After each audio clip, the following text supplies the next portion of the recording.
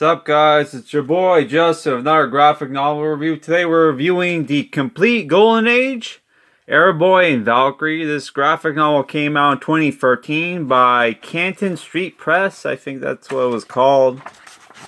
Yeah, some Golden Age comics, boy. It's been a while since we reviewed some Golden Age comics.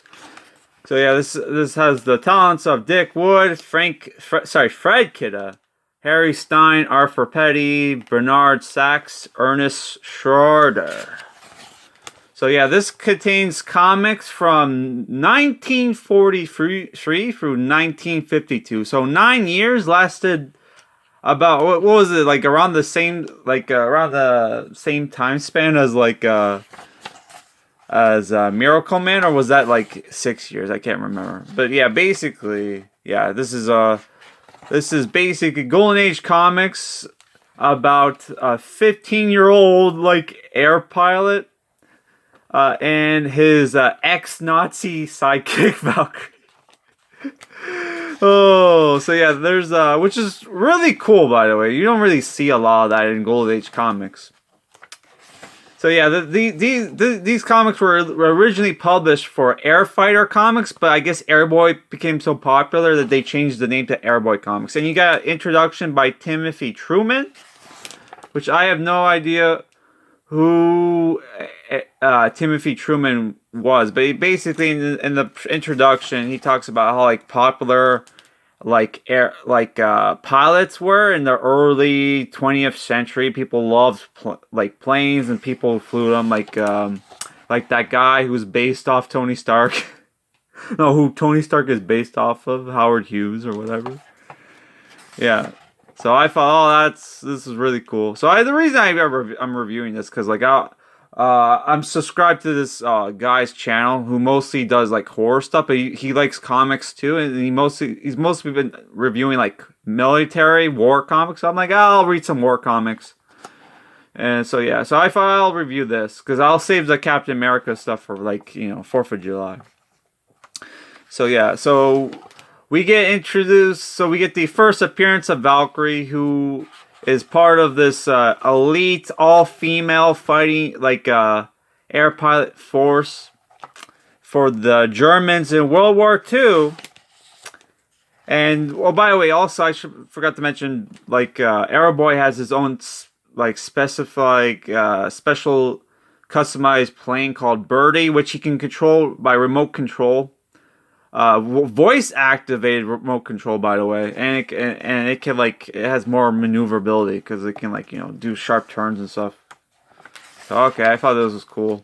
So yeah, so it's been a while since I read this. But yeah, what happens because they capture Airboy. They're going to execute him, but basically what happens? Valkyrie kind of falls in love with him, and this is parody. So this is borderline parody with how many of the crosses they have on here. So yeah, basically what happens is that the German female pilots realize how bad the Nazis are, and they change sides, and then Valkyrie and Airboy become not partners, but yeah, sometimes they team up. Valkyrie is back with Airboy in Airfighter Comics. So yeah, you get a couple. What's cool about this is only a couple for people who are like, oh, they hate the World War II stuff. This is only a couple issues where it's like, oh, okay, it's World War II. So this one, the Nazis, I shouldn't say that, but yeah, the Nazis have this are taking down the bombing missions by having this really powerful what's it called, spotlight or whatever that's blinding the pilots. So our characters have to take it down. And here it's this takes place after World War II, or does it? I think it does. By the way, here you see all the original Airfighter comics was anthology. So you have Sky Wolf and Iron Ace, which Sky Skywolf like teams up with Airwolf. Sorry, not Airwolf, with Airboy, and holy crap! So this mission, this comic book this issue was pretty cool. This guy, the first guy to try to fly gets executed by natives. He's like a French guy, and it cuts to the present, which this would have been the 40s, and like he dies, and this creates this like tomb that looks like an airplane, right? And here we get introduced to this like super villain called Misery, who's like this ghost with a flaming head who wants to kill all the pilots, all the talented pilots in the world, and his plane that he flies is like the air tomb. So this was a pretty cool issue, and this is like the only issue that doesn't have Valkyrie in it. So we get another team up with Valkyrie, and it's the return of Misery.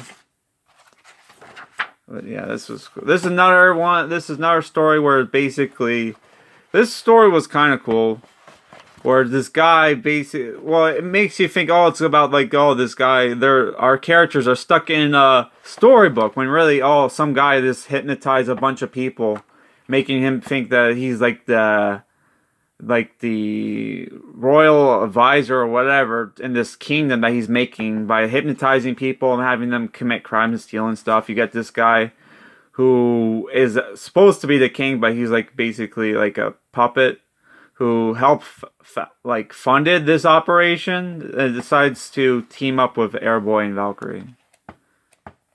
So yeah, that was a cool issue. Next we get another issue, this was really cool, where it's Airboy and Valkyrie versus like these Vikings, which they're not giants, by the way. The cover was a lie. So this was a cool issue, and I think this is the issue where we see Skywolf, which there's Skywolf. How stupid is that costume? And he is a co-pilot named Cocky, and his plane is fucking dumb, dude. His plane sucks. So yeah, where's his plane? It's like lots of shooting, lots of fighting. Basically, they find this long lost tribe of Vikings who want to take over the world. There's Skywolf's plane. So yeah, the next, and this is where okay, I was liking the graphic novel. I was liking the stories, but then the stories get sucked. The last two stories is basically Valkyrie becomes a villain again, I guess. Like Airboy has to judge this race, and Valkyrie and a bunch of like her flight school is like helping drug runners or something. I don't know. It's fucking sucks. And then the last issue. That takes place like in the 50s, right? Airboy doesn't even know who Valkyrie is, or like has heard of Valkyrie. So it's like they never met. And like this is when in this story, like Valkyrie is a villain who's working with the Germans to try to bring back the Third Reich or something. I don't know. This story sucked, dude, and the art was not good either. Though the early artwork's not that good either. But fuck. I don't know. It's the thing where I liked the Airboy and Valkyrie stories, but then when they turned Valkyrie into a villain again or whatever, it's like I don't like it at all. But I don't know. It was fun Golden Age comics until like the end. Then the end sucked. So I don't know.